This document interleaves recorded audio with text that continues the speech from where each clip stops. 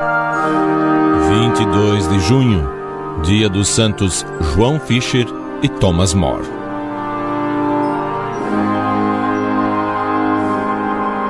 Fisher e More são os dois mártires mais conhecidos da Reforma na Inglaterra, duas vítimas da terrível violência infligida à unidade da fé cristã em tempos tão apaixonados como turbulentos. A morte dos dois nobres ingleses está relacionada com a tentativa do rei Henrique VIII, em 1530, de desfazer seu legítimo casamento com a rainha Catarina de Aragão, para unir-se de novo em matrimônio com a dama da corte Ana Bolena.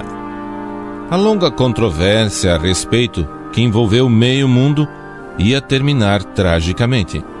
O rei acabou casando com Ana, contra todas as leis da Igreja, que, baseada no Evangelho, reconhece a indissolubilidade do matrimônio.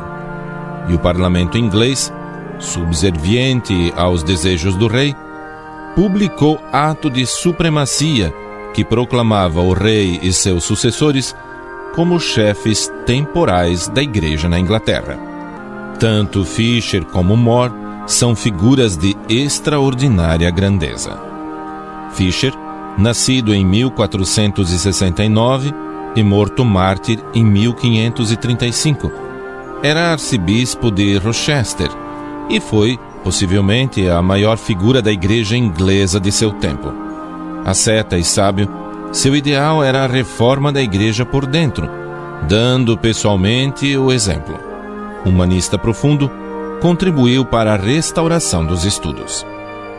Ao apresentar-se o conflito de consciência provocado pelo divórcio do rei, não duvidou em denunciá-lo, muito menos concordou em subscrever, como o rei exigia, o ato de supremacia do rei sobre a igreja. Durante 5 anos, o rei hesitou em descarregar sua ira sobre o personagem de tanta dignidade e grandeza espiritual. Preso várias vezes, foi finalmente condenado à morte. Na prisão, o bispo ainda foi nomeado cardeal, num gesto muito significativo do Papa Paulo III.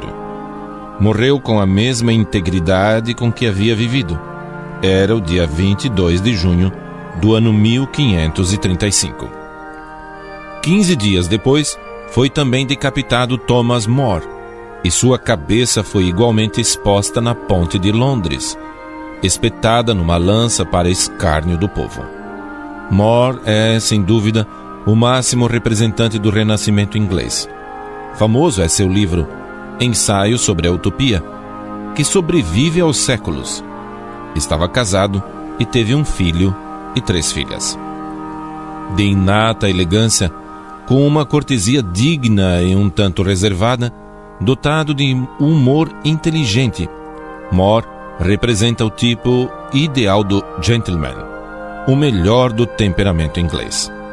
Estas qualidades e suas ligações com o círculo internacional dos humoristas tornaram-no famoso durante os longos anos em que, como chanceler, ocupava o 2º lugar no reino. Quando viu que não podia concordar com a atitude do soberano na questão do divórcio, More simplesmente se demitiu do cargo, colocando ante o dilema de trair sua consciência, votando a favor do ato de supremacia, ou perder os bens e a vida. Não duvidou. Foi fiel à sua consciência. Na cadeia, teve a visita da esposa, que chorava para induzi-lo a usar de um subterfúgio que lhe permitisse conservar a vida sem negar interiormente a fé. Ele não quis gestos falsos. Ficou firme em sua fé e integridade moral. Sobre o palanque de decapitação, Thomas tomou a palavra declarando: "Sede minhas testemunhas de que eu morro na fé e pela fé da Igreja Católica, e morro também fiel servidor de Deus e do Rei. Rogai a Deus a fim de que ilumine o Rei e o aconselhe." Numa época de tantas deserções covardes, passou a história como o homem que não vendeu sua alma. Que o exemplo e a proteção destes santos ajudem aquela nobre nação a reencontrar o caminho da unidade. Santos João Fisher e Thomas More, rogai por nós. O Santo do Dia. Apresentação: Padre Anísio José.